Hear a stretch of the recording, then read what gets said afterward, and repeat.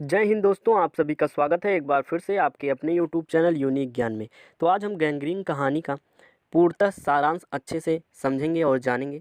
सिर्फ सुनकर ही आप इस कहानी को इस प्रकार समझ जाएंगे कि किसी भी प्रश्न का आंसर या किसी भी प्रश्न का उत्तर आपके मन में बचा नहीं रहेगा। और अगर गैंग्रीन कहानी का एक भी प्रश्न आपके पेपर में आएगा तो वह आप पूर्णतः अच्छे से लिख सकेंगे।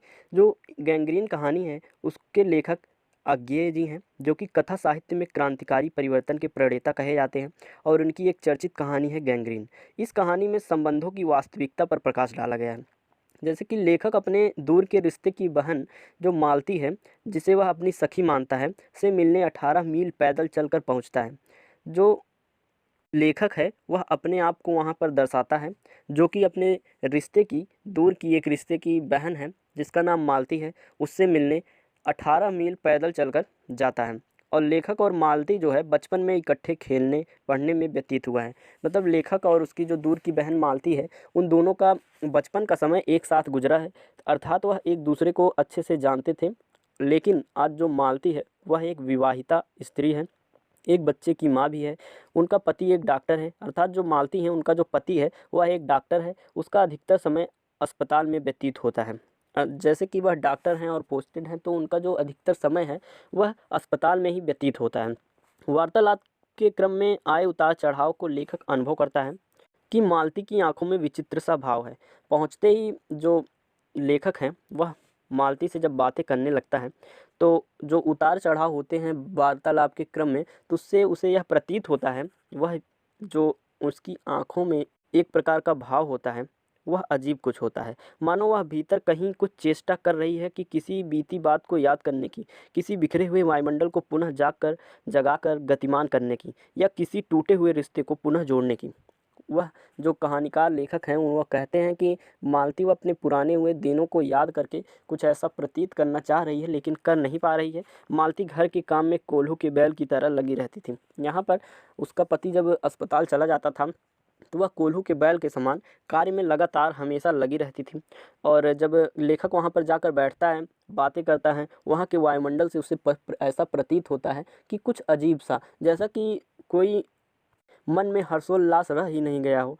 वही मालती जो कि बचपन में बहुत ज़्यादा शरारत किया करती थी, आज इस प्रकार चुपचाप बस कार्य या काम करने में व्यतीत रहती है, वह कैसे हो सकता है। बचपन की उसको एक कहानी याद आ जाती है कि एक मालती के पिताजी जब एक पुस्तक लाकर उसको देते हैं और कहते हैं कि प्रतिदिन तुम्हें एक पेज उसका पढ़ना है, तो वह क्या करती थी, प्रतिदिन एक पेज को फाड़ के फेंक दिया करती थी।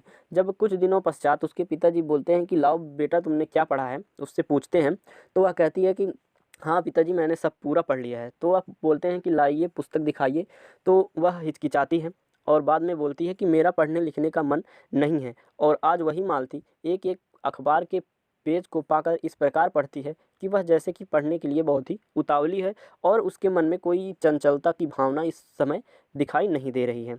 पूरे दिन काम करना, बच्चे की देखभाल करना और पति का इंतजार करना, इतने में ही मानो उसका जीवन सिमट गया है। कोई भी हंसी खुशी नहीं है। ऐसा लगता है, उस लेखक को ऐसा प्रतीत होता है कि वह पूरे दिन बस काम करती है, बच्चों की देखभाल करती है तथा पति का इंतजार करते करते शाम हो जाती है और उसका जीवन इसी में सिमट गया है। डॉक्टर पति के काम पर चले जाने के बाद सारा समय मालती को घर में अकेले करना पड़ता है। मतलब सारा समय जो है उसका अकेले ही व्यतीत होता है जब उसका पति अस्पताल चला जाता है। उसका पुत्र हमेशा रोता रहता है क्योंकि वह बहुत अभी छोटा है और वह हमेशा रोता रहता है। मालती उसकी देखभाल करती हुई सुबह से रात 11 बजे तक घर के कार्यों में अपने व्यस्त रखती है। वह अकेले है ही और घर के कार्यों के साथ साथ अपने पुत्र की देखभाल रात के 11 बजे तक वह करती रहती है। उसका जीवन ऊब और उदासी के बीच यंत्रवत चल रहा है, ऐसा प्रतीत होता है। उस वायुमंडल को देखकर लेखक को ऐसा प्रतीत होता है, अर्थात अज्ञेय जी को ऐसा प्रतीत होता है, उन्होंने ऐसा लिखा है कि उसका जो जीवन है ऊब और उदासी के बीच में यंत्रवत ऐसा चल रहा है। किसी तरह के मनोविनोद उल्लास का उसके जीवन में अब स्थान नहीं है। जैसे वह अपने जीवन का भार ढोने में ही घुल रही है, अर्थात जैसे कि वह अपने जीवन को एक प्रकार से ढो रही है, बस व्यतीत कर रही है। उसके जीवन में कोई भी हर्षोल्लास नहीं है। वह इस बात से भी परेशान रहती थी कि डॉक्टर साहब कभी जाते थे किसी का हाथ काट देते थे। गैंग्रीन बीमारी भी उस समय चली हुई थी। गैंग्रीन बीमारी की वजह से किसी का हाथ काटना पड़ जाता था, किसी का पैर काटना पड़ जाता था, जिससे उसको बहुत चिढ़ मचती थी। मतलब वह सोचती थी कि कैसे किसी का हाथ काट के किसी को सही किया जाता है। अर्थात उसका मानना था किसी को लूला लंगड़ा करके उसका जीवन कैसे बचाया जा सकता है। अर्थात क्योंकि उसका मानना है कि अगर किसी का हाथ कट जाएगा तो वह कार्य कोई कैसे करेगा।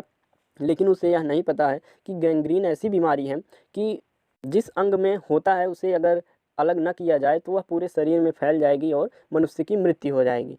यह सब उसके जीवन में डेली होता रहता है।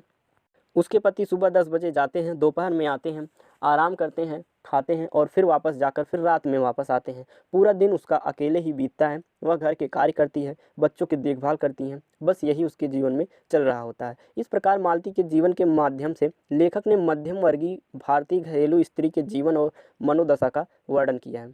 आगे जी, जो मध्यम वर्गीय भारतीय घरेलू स्त्रियाँ होती हैं उनके जीवन पर क्या बीतती है, किस प्रकार उनका दिन बीतता है और उनकी मनोदशा क्या होती है, इसका वर्णन अज्ञे जी ने इस कहानी के अनुसार किया है। धन्यवाद। मिलते हैं एक और अगली कहानी के साथ। चैनल को सब्सक्राइब करिए और बने रहिए हमारे साथ। मिलते हैं अगली वीडियो।